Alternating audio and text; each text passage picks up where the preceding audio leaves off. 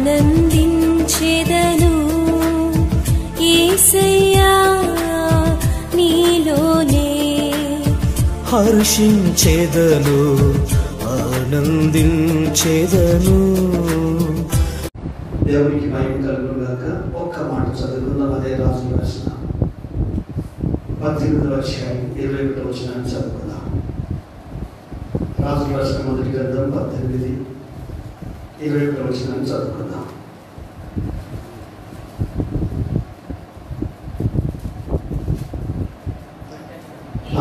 చదువు. ఏలియా జనులందరి దగ్గరికి వచ్చి ఆమేన్ హల్లెలూయా జయపతి.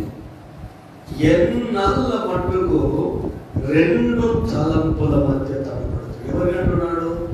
యేసే బిడ్డలనే, విశ్వాసులనే, ఇజ్రాయేలు ప్రజలనే. ఒక దైవజనుడు ఆ ప్రజల దగ్గరికి వచ్చి లేక వారిని తన దగ్గరికి పిలిచాడు. ఎందుకో? వాళ్ళు బొత్తిగా పాడైపోయారు, ఆధ్యాత్మిక స్థితిలో వెనుకబడిపోయారు, ప్రార్థనలో వెనుకబడిపోయారు, పవిత్రతలో వెనుకబడిపోయారు, నిజాయితీలో వెనుకబడిపోయారు, భక్తిలో వెనుకబడిపోయారు, విశ్వాసంలో వెనుకబడిపోయారు. ఎంత వెనుకబడిపోయారంటే దేవుడినే విడిచిపెట్టి విగ్రహారాధన వైపు మొగ్గు చూపారు. అంటే మరో మాటలో చెప్పాలంటే వారి మనసుకు నచ్చింది చేయడమే వారికి ఇష్టం. వాళ్ళకు వచ్చే ఆలోచనే వాళ్ళు నమ్మిన దేవుని కంటే గొప్పది. హల్లెలూయా. వాళ్ళు తీసుకున్న నిర్ణయమే రక్షణ ఇచ్చిన క్రీస్తు కంటే గొప్పది. వాళ్ళకు వచ్చిన ఆలోచనే, అభిప్రాయమే దానిని ఇష్టపడినంత, ఆ అభిప్రాయాన్ని, ఆ ఆలోచనను, ఆ నిర్ణయాన్ని ఇష్టపడినంత భార్యను కూడా ఇష్టపడరు వాళ్ళు, భర్తలు కూడా ఇష్టపడరు వాళ్ళు, పిల్లల్ని కూడా ఇష్టపడరు వాళ్ళు, తల్లిదండ్రులు కూడా వాళ్ళు ఇష్టపడరు. అందరికి ఇష్టమైన వాళ్ళు నా ఇష్టం, నేనింతే, నా గుణం అంతే, నేను మారానంతే. దేవుడు దిగి వచ్చి చెప్పినా హల్లెలూయా. మారకపోతే ఎక్కువ రోజులు ఈ భూమి మీద మనగడదు. అంటే చనిపోతారు అనట్లేదు, కానీ నువ్వు బ్రతికున్నా కూడా ఎవరికి గుర్తింపు ఉండదు, ఉనికిలో ఉండదు, నీ పేరు ఎవరు తలుసుకోరు. కొంతమంది ఉన్నారు, వాళ్ళు భూమి మీద ఉన్నా లేదంటే ఆ కోవలోకి వెళ్ళిపోతాం. కొంతమంది ఉన్నారు, వాళ్ళు భూమి మీద లేకపోయినా ప్రతిరోజు వారిని జ్ఞాపకం చేసుకుంటారు. సమాజంలో పెడతారు కదా కీర్తి శేషులు, అంటే దాని అర్థం ఏంటంటే మంచిని శేషముగా మీకు ఇచ్చి వెళ్ళిపోయారని అర్థం. హల్లెలూయా. ఒక్కసారి మీరు మనసు పెట్టి ఆలోచించండి. మీ ఆలోచన, మీ తలపు దేవుని కంటే దేనిని ఎక్కువగా ఇష్టపడినా అది దేవునికి కోపాన్ని తెప్పిస్తుంది. ఎవరి ఎడల?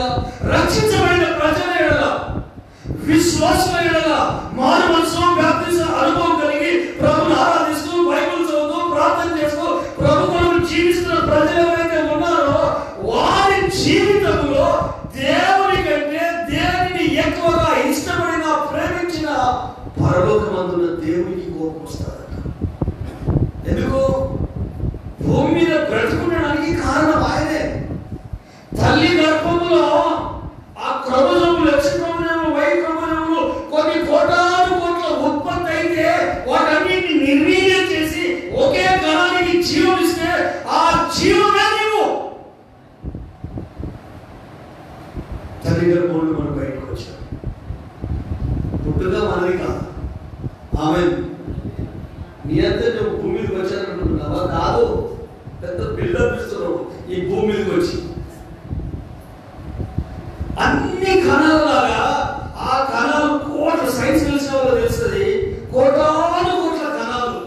మామిడి పూత ఉంటుంది, ఆ పూత విస్తారంగా ఉంటుంది, పూత అంతా రాలిపోతుంది. ఆ తర్వాత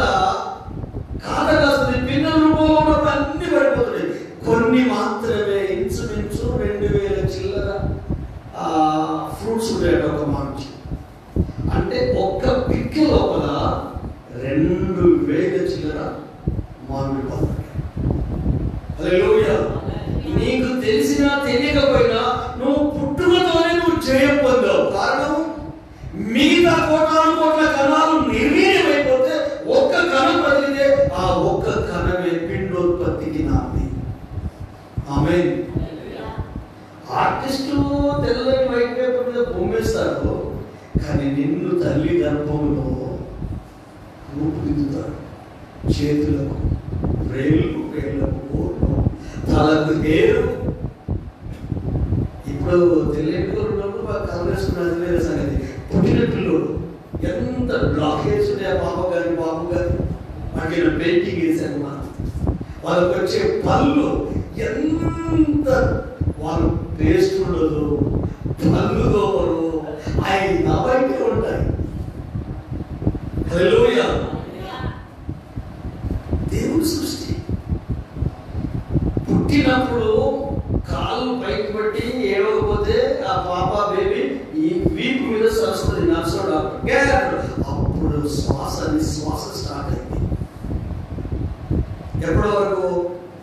చనిపోయేంత వరకు. అంటే ఈ గుండెకు నిద్రపోయిన రెస్ట్ లేదు, తెలుసా మీకు? అందుకే స్ట్రెస్ ఒత్తిడి మైండ్ మీద పడితే అది భరించి తర్వాత మన ఒంటి మీద వదిలిపెడితే అది గుండె మీదనే పడుతుంది. ఒత్తిడి ఎక్కువ. వెలుగు ఎంత గాలి ఊదాలో అంత ఊదండి, అది వ్యాకోచం చెందుతుంది, పీడనం చెందుతుంది, ఎక్కువ టప్ ఉంటుంది, అట్లా గుండె అయిపోతుంది.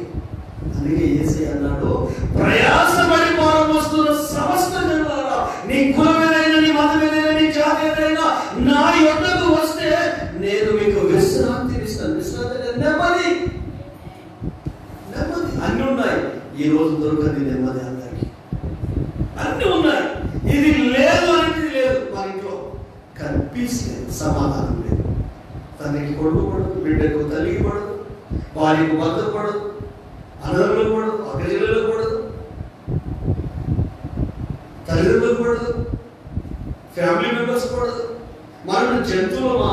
పిల్లికి ఎందుకు శత్రుత్వం ఉందంటే వాటికి జాతి వైద్యం. నీవు మనిషివే, నేను మనిషివే, ఒక తల్లి పిల్లలమే, ఒక కుటుంబ సభ్యులమే. కానీ పళ్ళు కొరిగితే కడుపు కొత్త కుమ్మరిలో ఉడికినట్టు ఉడుకుతుంది. నీ ఇంట్లో నష్టాలు కష్టాలు రావడానికి కారణం నీ మనసే, నీ హృదయమే. మత్సరము ఎముకలకు కుళ్ళు. ఆ ఎముకల్ని నాశనం చేసేది. ఈ రోజు నిలబడినాడే కారణం ఎముకలే. నా బ్యాక్ బోన్ ఇరిగిపోయిందనుకో నిలబడతానా? నా చెయ్యి బోన్ ఇరిగిపోయిందనుకో, నిద్ర చేయగలుగుతానా? కాళ్ళు ఎముకలు ఇరిగిపోయానుకో నేను నడవగలుగుతానా? నీవు నిలబడడానికి కారణం అదే. ఏదైతే నువ్వు నిలబడడానికి కారణమో దానికే తుప్పు పట్టింది. అంటే నీ మనసుకు తుప్పు పట్టింది, నీ ఆలోచనకు తుప్పు పట్టింది, నీ అభిప్రాయాలకు తుప్పు పట్టింది. అందుకే వ్యర్థంగా ఈ భూమి మీద బ్రతుకుతున్నావు, అర్థం లేకుండా జీవిస్తున్నావు. హల్లెలూయా, హల్లెలూయా. వీళ్ళు దేవుని ప్రజలయ్యా, దేవుని బిడ్డలయ్యా. వీళ్ళ గత చరిత్ర గొప్పది, పితరుల చరిత్ర గొప్పది. కానీ వీరు దేవునికి ఏది కోపం వస్తుందో, దేవునికి ఏది నచ్చదో, దేవుడు ఏది ఇష్టపడదో దాన్ని వీళ్ళు ఇష్టపడుతున్నారు. దేవునికి దేని మీద ప్రేమ ఉండదో వాళ్ళకి దీని మీద ప్రేమ ఉంటుంది. దేవునికి ఏది నచ్చదో వీళ్ళకి నచ్చుతుంది, దేవునికి ఏది ఇష్టపడదో వీళ్ళకి ఇష్టం ఉంటుంది. మరి ఎలా? క్రైస్తవులమే ఎలా? దేవుని ప్రజలమే ఎలా? ఆత్మీయులమే ఎలా? మన ఇష్టాన్ని నెరవేర్చుకుంటున్నాం, మన ఆలోచనలు నెరవేర్చుకుంటున్నాం. కానీ నువ్వు దేవునికి అవకాశం ఇస్తానట, నాలో నీ హృదయంలో అనేక ఆలోచనలు పుట్టును, యెహోవా తీర్మానమే స్థిరమగును. వస్తాయి, చీమలు పుట్ట చెందినట్టు వస్తాయి ఆలోచనలు. మనం ఆపలేదు, వస్తాయి. అలా వస్తాయి, అలా వెళ్ళిపోతాయి. కానీ వచ్చిన ప్రతి ఆలోచనను అంగీకరిస్తూ పోతే నీ జీవితం బర్బాదవుతుంది, నీ మైండ్ చెడిపోతుంది.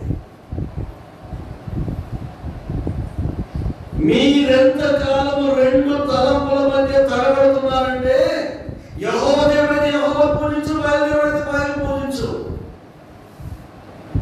నీ లైఫ్ లో దేవుని కంటే ఏదో ప్రాముఖ్యమైనది వచ్చింది.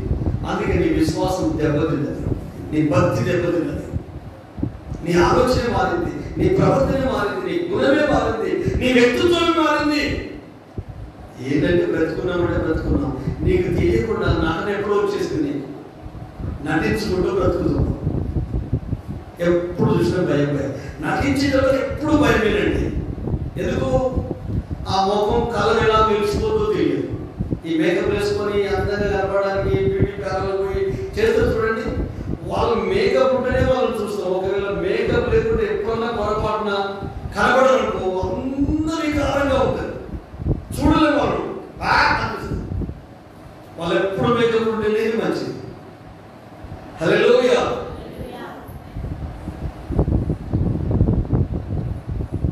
దేవుని నుండి నిన్ను దూరం చేసేది ఏదైనా, విశ్వాసం నుండి భక్తి నుండి దూరం చేసేది ఏదైనా, అది దాన్ని నువ్వు ప్రేమిస్తున్నావు. రెండు తలంపుల మధ్య తడబడచ్చు. అంటే వీళ్ళకున్న ఆలోచన ఏంటంటే దేవుని ప్రజలే కానీ విగ్రహారాధికులు అయిపోయారు. మరి మనకి ఏ విగ్రహాలు లేవు. ఒక ఆలోచన ఉందనుకో, ప్రభు కంటే ఎక్కువ దాన్ని ఇష్టపడుతున్నాం అనుకో, మనకు తెలివి ఉంది, మన తెలుగునే ఎక్కువ పోలిస్తున్నాం అనుకో, దేవుని కోపం నీకు వస్తుంది. జ్ఞానానికి ఆధారం ఉంటుంది ఆయన.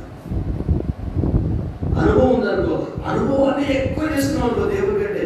మీరు కానీ నేను కానీ మనకు అనుభవాలు ఉన్నాయి, దేవుడి కంటే దాన్ని ఎక్కువ చేయదు. ఆస్తులు ఉన్నాయి, దేవుడి కంటే ఎక్కువ చేయదు.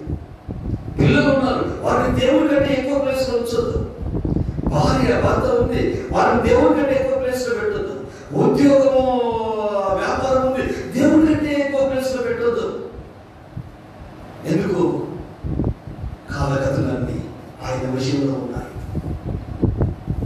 ఈ సృష్టి ఆయన వల్ల జరుగుతుంది. రోమ గ్రంథకర్త ఏమంటాడు తెలుసా? సృష్టిని పరీక్షించి పరిశీలించడం ద్వారా నిరుత్తరులై ఉన్నారట మేధావులు, జ్ఞానులు. ఒక్కసారి రోమపత్రికలోకి మొదట చేయగలిగిరండి, రోమపత్రిక మొదట చేయగలిగిరండి. నేను చెప్తాను రెఫరెన్స్.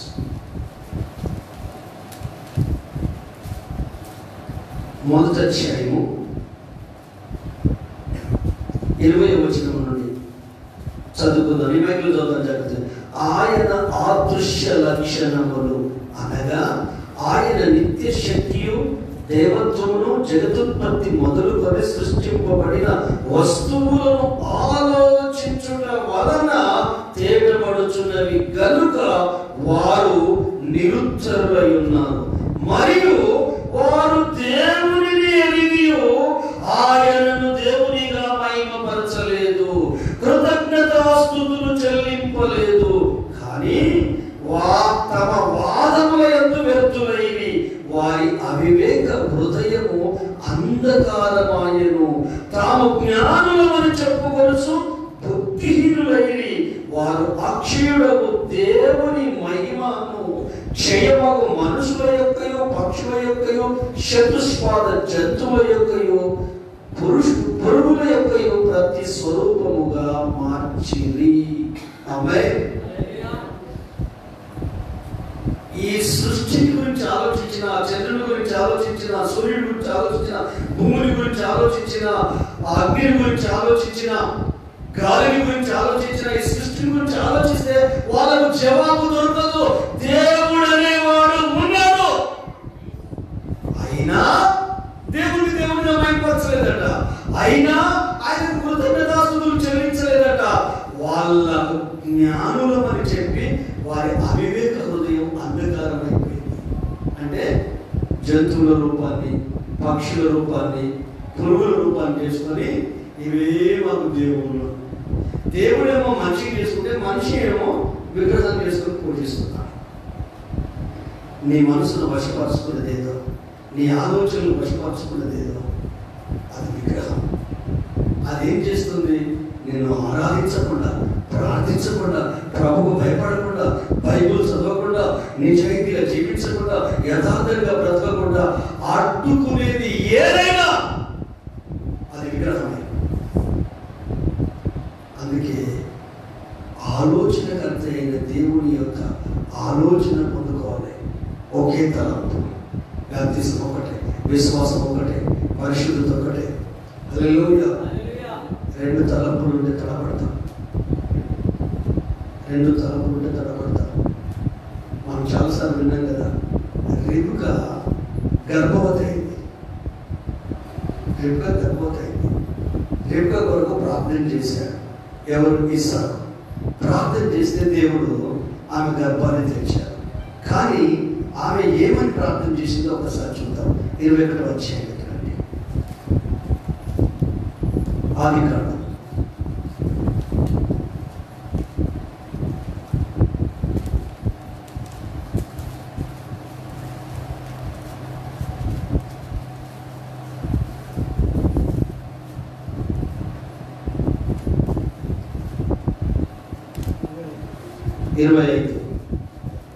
25వ అధ్యాయంలో నుండి 21వ వచనం నుండి నేను చదువుతాను. ఆదికాండం 25:21. ఇస్సాకు భార్య గొడ్రాలు కనుక అతడు ఆమె విషయమై యెహోవాను వేడుకొనెను. యెహోవా అతని ప్రార్థన వినెను కనుక అతని భార్య అయిన రిబ్కా గర్భవతి అయ్యను. ఆమె గర్భంలో శిశువులు ఒకరితోనొకడు పెరుగులాడిని కనుక ఆమె ఇలాగైతే నేను బ్రతుకుట ఎందుకని అనుకుని ఈ విషయమై యెహోవాను అడగవెళ్ళెను. ఆమేన్. భర్త ప్రార్థన చేశాడు, భార్య గర్భాన్ని తెచ్చాడు. లోపల ఇద్దరు శిశువులు ఉన్న సంగతి రిబ్కాకు తెలియదు. ప్రెగ్నెన్సీ కన్ఫర్మ్ అయిపోయింది, లోపల పిండం తిరుగుతుంది. అయితే ఈమె ఎద మీదకి వస్తుందో ఊపిరి ఆగిపోతుంది, ప్రాణం పోయే పరిస్థితే. అప్పుడు ఏ దేవునికైతే నా భర్త ప్రార్థన చేస్తే ఆ దేవుడు నాకు గర్భాన్ని ఇచ్చాడు కనుక అదే దేవుడిని నేను అడుగుతాను, అయ్యా నేను బ్రతుకుడు కష్టం. అప్పుడు యెహోవా అంటాడు, పిచ్చిదన్న నీ గర్భంలో 2 జనపదములు, 2 మగపిల్లలు ఉన్నారు.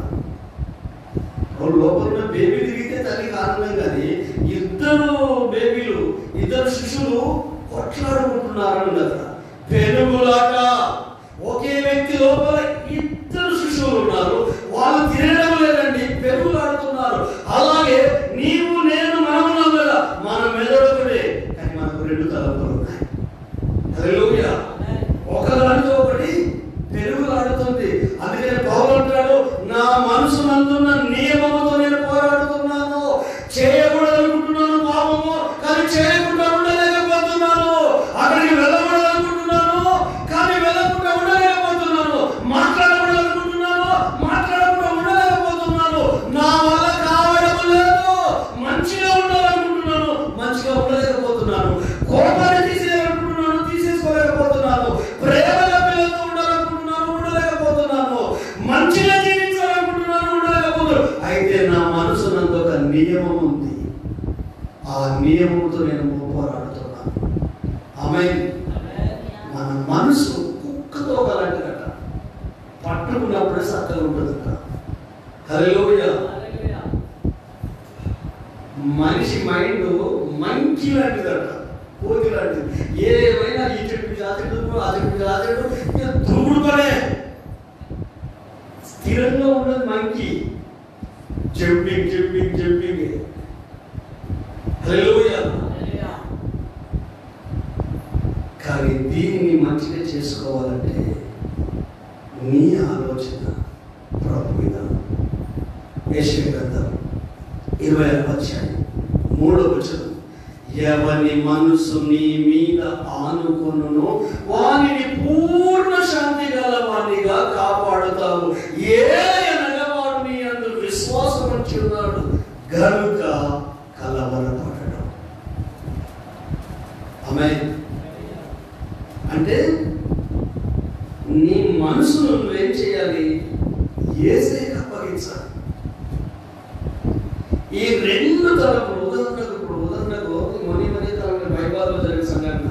దీక్షిత్ వాడు తెలిసిన వాళ్ళ ఏరియాలో ఉండేవాడు. వాడు ఏదో షాప్ పెట్టుకున్నాడు, 5 సంవత్సరాల పిల్లలు. వాడి మైండ్లో ఏం ఆలోచన? తొందరధనవంతులు కావాలని ఆలోచన. మంచిదే, ఆలోచన మంచిదే, దానికి శ్రమ కావాలి. రాత్రి ధనవంతులు కావాలి, దానికి ఒక పద్ధతి ఉంటుంది సంపాదించడానికి. అక్రమంగా ఆస్తులు కూడా పెట్టుకోవడం, తప్పుడు సాక్ష్యం ఇచ్చావు, భూ కబ్జాలు చేసావు, ఇట్లా కాదు. శ్రమ పడితే వచ్చేదే అది మనకు సంతోషాన్ని ఇస్తుంది. కాయ నష్టం చేయకుండా 2 మాటలు చెప్పి అది చేసి మనం కమిషన్లు తీసుకుంటే మనకు శాపం. 45 లక్షలు తీసుకోవాలి, డిమాండ్ చేయాలని 5 సంవత్సరాలలో అడుగులలో ప్రభుత్వంలో తీసుకెళ్ళాను. నైట్ అయితే మనకి ఏమర్థం అవుతుంది కదా, ఆదివారం రోజు వాడు తెలుసు తీసుకెళ్ళినాడు, ఆ పిల్లోడు తెలుసు. అందరికి ఒకసారి 5 రూపాయలు 10 రూపాయలు ఇచ్చాడట, చాక్లెట్ ఇచ్చాడట. అందరి ఎప్పటి నుంచి స్కేట్ చేస్తాడో తెలియదు. కానీ వాని ఇంకో ఆలోచన ఉన్నది. ఇప్పుడు నేను వదిలిపెడతాను, వదిలిపెడితే మనకి నేను తెలుసు కదా, వాడు నా పేరు చెప్తాను. ఇప్పుడు తెలిసినా తెలియకపోయినా నేరస్తులైతే తప్పించుకోడు కదా, ఏదో ఒక రోజు దొరుకుతాడు కదా. లేట్ అయినా పర్వాలేదు, మొత్తం మీద అందరికైతే బయటపడతాడు కదా. ఇటు ఈ సెన్స్ పనిచేస్తలేదు. కానీ వీరికి నేను తెలుసు కనుక వాళ్ళు డబ్బులు ఇస్తలేరు, ఒకవేళ ఇచ్చినా విడిచిపెట్టినా కూడా వీడు ఖచ్చితంగా నేనే చెప్తాను అని పెట్రోల్లో కిసులో వచ్చి 5 సంవత్సరాల పిల్లలు కాల్చుతాడు. నిర్దాక్షిణంగా చంపి కూడా వాడు డబ్బులు డిమాండ్ చేస్తున్నాడండి. అంటే ఏం జరిగింది? మనిషి ఒక్కడే, కానీ 2 ఆలోచనలు పనిచేస్తున్నాయి. వాడంటే అంతటా అయిపోయాడు, పోలీసులు దొరికాడు. మనం పోలీసులకు దొరకకుండా మనల్ని మనమే మోసం చేసుకుంటున్నాం తెలుసా. 2, ఒకటి మంచి తలపు, ఒకటి బ్యాడ్ తలపు. ఒకటి ఇబ్బంది కలిగించే ఆలోచన, ఒకటి క్షేమం కలిగించే ఆలోచన. ఇవి 2 మనలోనే ఉన్నాయి. లోపల సంఘర్షణ ఎక్కువైపోయింది, లోపల పోరాటం ఎక్కువైపోయింది. అందుకే ప్రశాంతతను కోల్పోయావు, ఆనందాన్ని కోల్పోయావు, మనస్ఫూర్తిగా మాట్లాడలేదు, సంతోషంగా మాట్లాడలేదు, ఎక్కడ నిలబడట్లేదు, ఎక్కడికి వెళ్ళట్లేదు. ఎందుకంటే బయటపడిపోతాయేమో నీ భావాలు, బయటపడిపోతాయేమో నీ ఆలోచనలు. 4 గోడల మధ్య బంధించుకున్నావు నిన్ను నువ్వే. ఎవరు నీకు అలవాట్లేదు, ఒంటరి జీవితానికి అలవాటైపోయావు. ఎందుకంటే నీ పొరపాట్లు తెలిసిపోతాయి, నువ్వు చేసే పనులు తెలిసిపోతాయి. 10 మందిలోకి రాలేవు, 10 మందితో తిరగలేవు. తిరిగితే ఆటోమేటిక్గా నీ భావాలన్నీ బయటపడతాయి కదా. నిన్ను నువ్వు మోసం చేసుకుంటూ, ఇతరులను మోసం చేస్తూ, కుటుంబాన్ని మోసం చేస్తూ నీ జీవితాన్ని కొనసాగిస్తున్నావు. ఇంకా ఎంత కాలమో అలాంటి ఆలోచనలతో నువ్వు కాలాన్ని వెళ్ళబుస్తూ నీవు బ్రతుకుతావు. నా ప్రభు నీలో ఉన్న పరిశుద్ధాత్ముడు బయటికి రా అని పిలుస్తున్నాడు. ఆమేన్. కర్మేల దగ్గరికి రా, అక్కడ మహిమ ఉంది. కర్మేల దగ్గరికి రా, అక్కడ బలిపీఠం కట్టబడి ఉంది. కర్మేల దగ్గరికి రా, పచ్చి మాంసాన్ని, పచ్చి గడ్డను, పచ్చి రోగాలను, నీళ్ళను కూడా పూర్తి చేసేస్తుంది. నీ శరీర క్రియలు కూడా చంపేస్తుంది. హల్లెలూయా. కాబట్టి ఈరోజు ద్వంద్వ వైఖరి. అలాంటి మనిషి కట్ట దేవుడు హెల్ప్ చేయడట. నువ్వు అనుకుంటున్నావు నాకు దేవుడు సాయం చేస్తున్నాడు అనుకుంటున్నావు. నీకు 2 ఆలోచనలు ఉన్నాయి. బైబిల్ చెప్తున్నా, ఏం కాదు. యాకోబు పత్రిక మొదటి అధ్యాయం, యాకోబు పత్రిక మొదటి అధ్యాయం. దీని కంటిన్యూషన్ వచ్చే ఆదివారం మనం ధ్యానం చేద్దాం. ఇప్పుడైతే ఈ వాక్యాలను చదువుకొని ప్రార్థన చేసుకుందాం. మొదటి అధ్యాయంలోకి రండి, మొదటి అధ్యాయంలోకి రండి. 5వ వచనం నుండి 8వ వచనం వరకు నేను చదువుతాను, జాగ్రత్తగా. మీలో ఎవడైనను జ్ఞానము కొదవగా ఉన్న ఎడల, ఎవరికైనాను జ్ఞానము కొదవగా ఉన్న ఎడల అతడు దేవునిని అడగవలెను, అప్పుడు అది అతనికి అనుగ్రహింపబడును. ఆయన ఎవరిని గద్దింపక అందరికీ ధారాళముగా దయచేయవాడు. అయితే అతడు ఏమాత్రము సందేహింపక విశ్వాసముతో అడగవలెను. సందేహించువాడు అంటే 2 తలంపులు కలిగిన వ్యక్తి. హల్లెలూయా. సందేహించువాడు గాలి చేత రేపబడి ఎగిరిపడు సముద్ర తరంగమును కోరియుండును. అట్టి మనుషుడు ద్విమనస్కుడై తన సమస్త మార్గముల యందు అస్థిరుడు గనుక ప్రభు వలన తనకేమైనా దొరుకునేమోనని తలంచుకొనరాదు. ఆమేన్. ఎవరైతే 2 తలంపుల మధ్య చేతున్నా ఉందా, చేతున్నా ఉండునా ఉండుదా, వెళ్తున్నా వెళ్ళొద్దా అని ఇవి 2 వారు లాగుతూ ఉంటాయి. ఇస్తున్నా ఇవ్వద్దా, మందిరానికి వెళ్తున్నా వెళ్ళొద్దా, ప్రార్థన చేస్తున్నా చేయొద్దా, బైబుల్ చదువుదా, ఉదయకాలం 4 గంటలకు లేవాలా, పడుకుందా, ఇట్లా 2 థాట్స్. హల్లెలూయా. వీటి మధ్య ఊగిసలో పడుతున్న వాళ్ళట ప్రభు వలన వారికి ఏదైనా దొరుకుతుందని ఎందుకంటే నీ మైండ్ సెట్ సరిగా లేదు, నీకే పనికిరాని ఆలోచనలు ఉన్నాయి. ఇంకేమని చెప్తుందంటే అస్థిరుడు. అస్థిరుడు అంటే స్థిరత్వం లేనివాడు. స్థిరత్వం లేనివాడు గంటకో రకంగా ఉంటాడు, రోజుకో తీరు ఉంటాడు. ఊసరగా 10 రంగులు మారుతుంది. మనడు ఏ కాకుడు పడతాడు, ఏ ప్లేస్ ఆ ప్లేస్ లాగా మారిపోతాడు. హల్లెలూయా. ఒరిజినాలిటీ అనేది లేదు, వ్యక్తిత్వం అనేది లేదు. ఇటు కలిస్తే ఇటు, అటు కలిస్తే అటు. హల్లెలూయా. గోడ మీద పిల్లి మెజార్టీ ఎక్కువ ఎటుంటే తూకేస్తాడు. ఎక్కడ సేఫ్ సైడ్ ఉంటే సౌఖ్యం ఉంటే అతను ఆ గుంపులో కలిసిపోతాడు. ఎట్లీస్ట్ సేఫ్ ఉండడానికి చూస్తాడు. అతడు అస్థిరుడు, సముద్ర తరంగమును పోలియుడును. ఇటు నుండి కలిస్తే తరంగం ఇటు పడుతుంది, ఇటు నుండి కలిస్తే ఇటు పడుతుంది. స్థిరుడు కాదు. వ్యక్తిత్వం స్థిరత్వం కాపాడతాడు. ఏంటండి మీరు ఒక ఆలోచన మీద ఒక మాట నిలబడరా?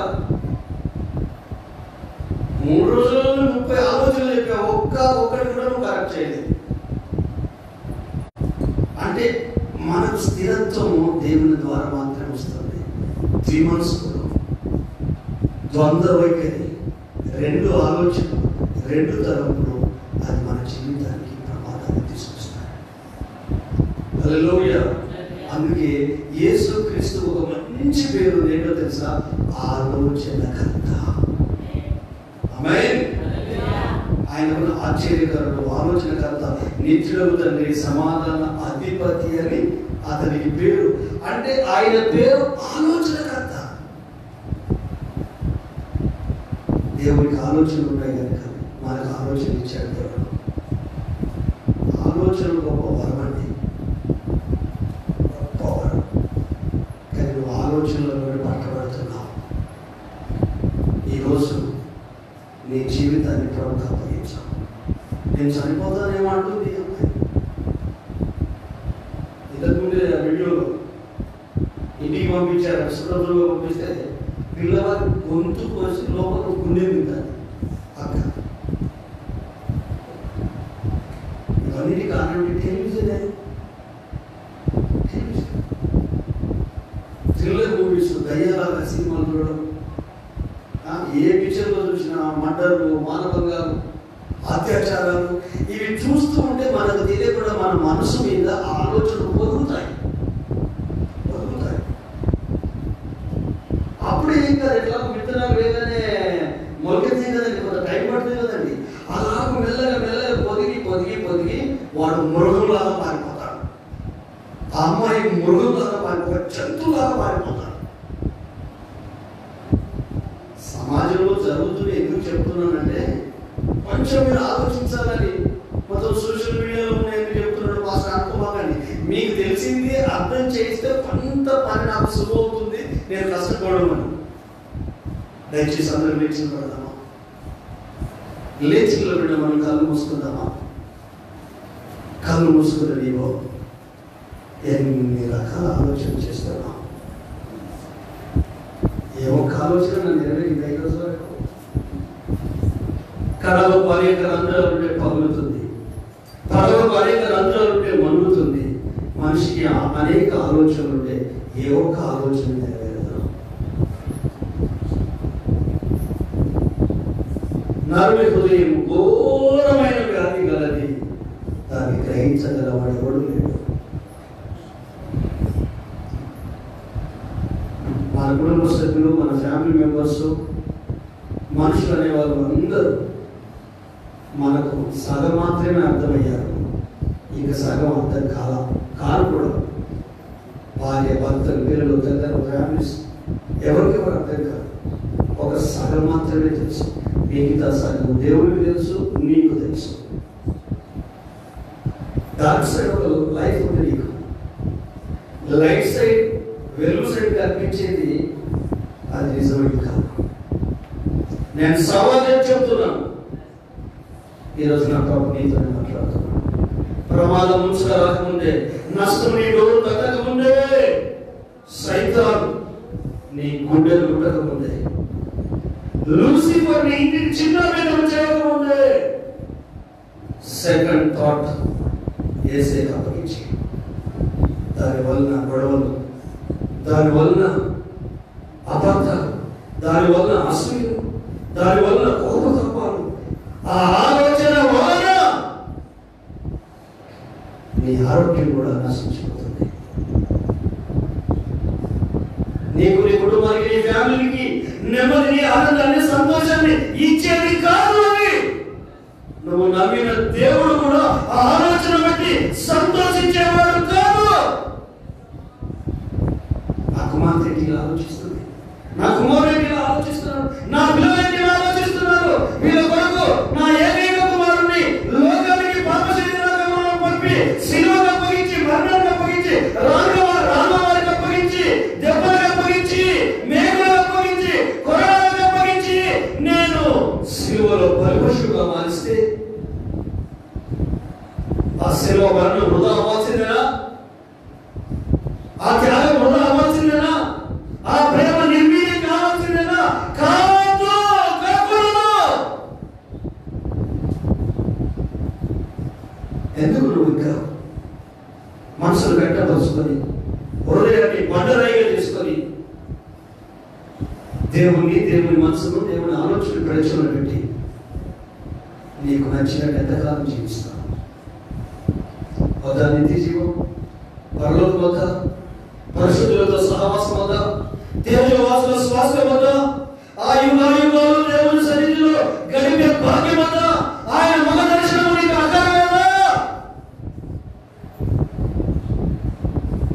ప్రేమించలేని హృదయం, జీవించలేని బ్రతుకు, విశ్వాసాన్ని కాపాడుకోలేని జీవితం, రక్షణను కొనసాగించలేని అజ్ఞానం, చావులు మనకు. అయ్యా, నేనేమో ఆలోచించాను, కానీ నా ఆలోచన లేవు, నా తలంపు లేవు, నా ఊహ లేవు. హల్లెలూయా. ఊహలు నాదు ఊటలు. నా యేసు రాజన పాట కానుకలు పెట్టినప్పుడు పాడదాం. ఇప్పుడు మాత్రం ఒక తీర్మానం తీసుకుందాం, పరిశుద్ధాత్మ దేవునికి అప్పగించుకుందాం. ఆయన నన్ను క్షమించయ్యా, నేను 2 తరపుల మధ్యన, అందుకే నా జీవితం ఎటుగా పోయింది. 2 పడవల మీద ప్రయాణం చేస్తున్నాను, అందుకే నా ఇంట్లో సమస్యలు. ఒకవైపు డబ్బు, ఒకవైపు దేవుడు, రెండింటి మీద కాలేశాను.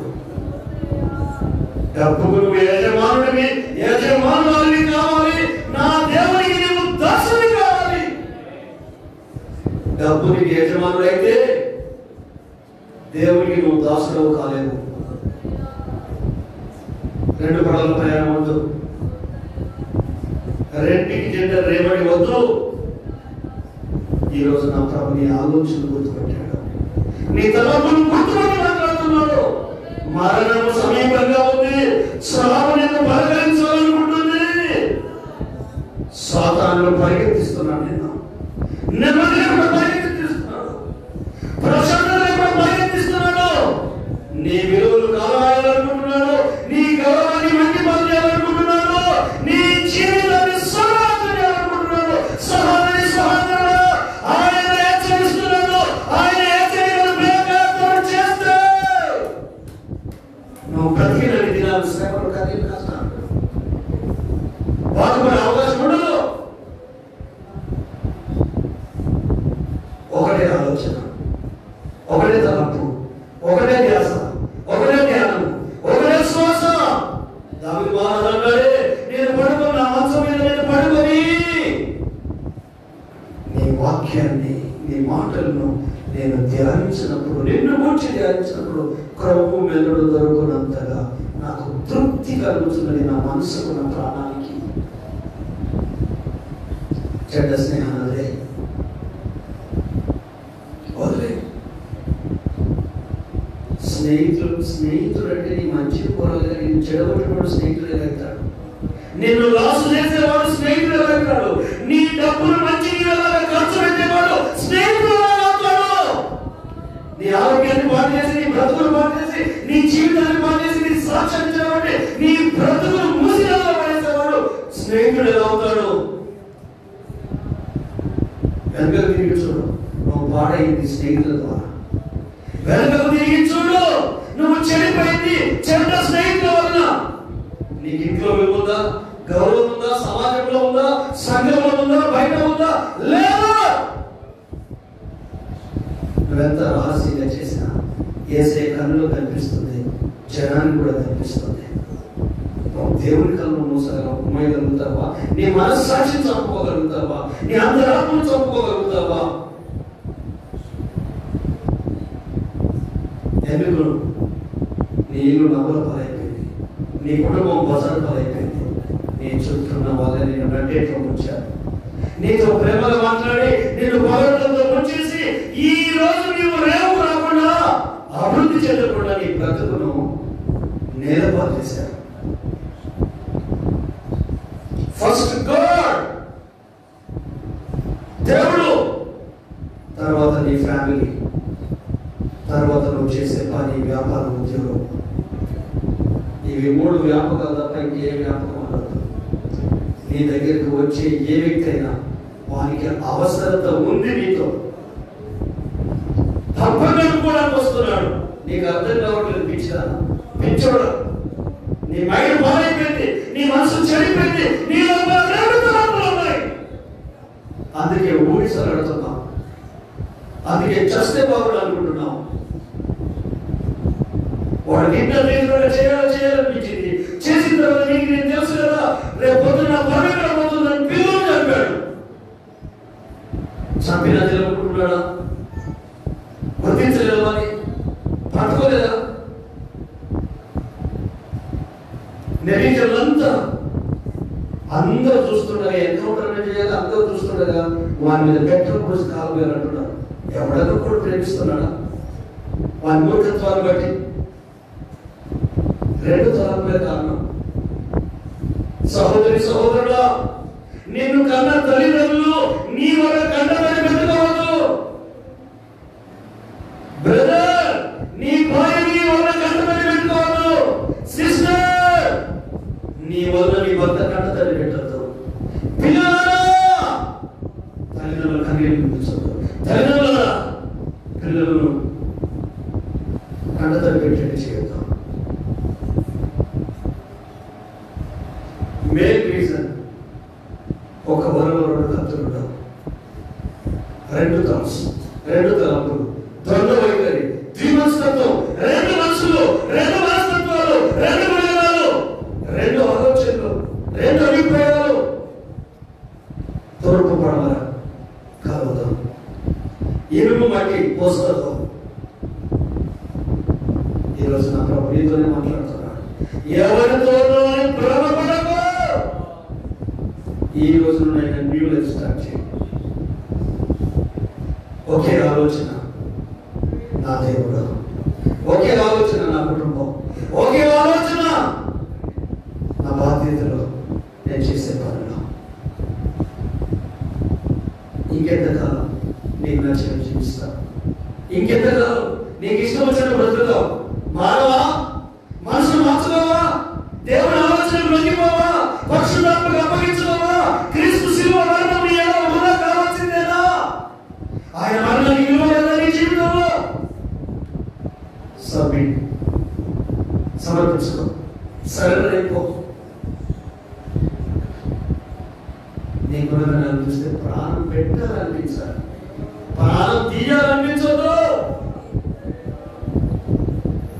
బ్రతకాలనిపించాలి. ఇంకా 4 దినాలు భూమి మీద, ఇంకా 10 రోజులు బ్రతకాలనిపించాలి. నాకు సావెందుకు రావట్లేదు, నేను చస్తే బాగుండు, వీటితో నేను ఏగలను, దీనితో నేను ఏగలను, ఈ పిల్లలతో నేను ఏగలను, నాకు సావే జవాబు అనేది తీవ్రంగా మైండ్లోకి వస్తుందంటే నీ ప్రవర్తన మారాలి. సహోదరుడా, సహోదరి, నీ ప్రవర్తన మారాలి. తల్లి తండ్రి, మీ గుణాలు మారాలి. పిల్లల మీ వ్యక్తిత్వాలు మారాలి. మీరు ప్రభు బిడ్డలు, మందిరానికి వచ్చే బిడ్డలు, యేసే నమ్ముకున్న బిడ్డలు, ఆరాధిస్తున్న బిడ్డలు, ప్రార్థిస్తున్న బిడ్డలు, ప్రభువును నమ్ముకున్న బిడ్డలు, మీ జీవితంలో ఏదైనా కార్యాలు ఆయన చేస్తాడు.